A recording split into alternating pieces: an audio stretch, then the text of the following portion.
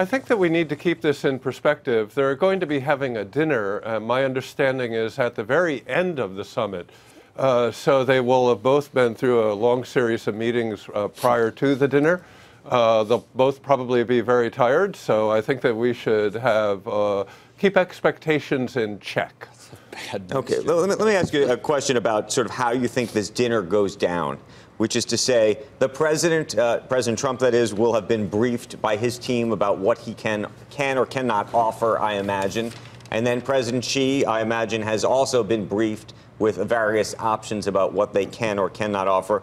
Is it possible that either one of them pulls an audible in the middle of dinner and somehow offers something big? There's some big deal to be had during dessert.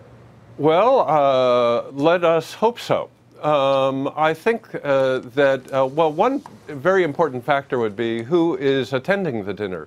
How many people are there? My understanding is that today those decisions will be made. And the participants are important as to what happens at the dinner and the outcomes of the dinner.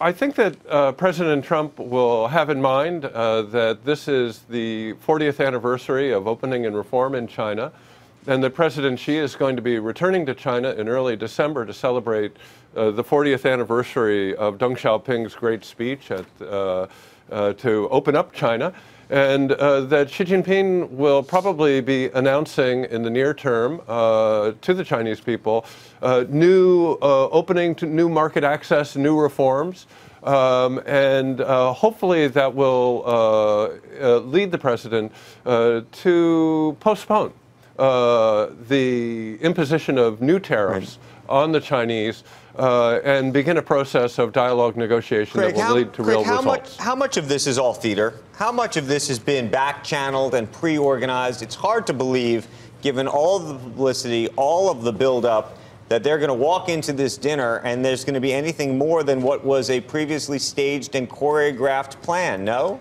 I wish that this was theater, but there are 2.6 million Americans who work on China trade, either exports for Chinese investors here or in other capacities along with China, and their jobs are at risk here. So this is not theater. The president has said that he will move on January 1st to expand tariffs and begin a process to potentially put tariffs on all Chinese imports. And that would be, could create a very big economic shock. If that does happen, a lot of people are going to be affected. What would happen? The outcome is not certain.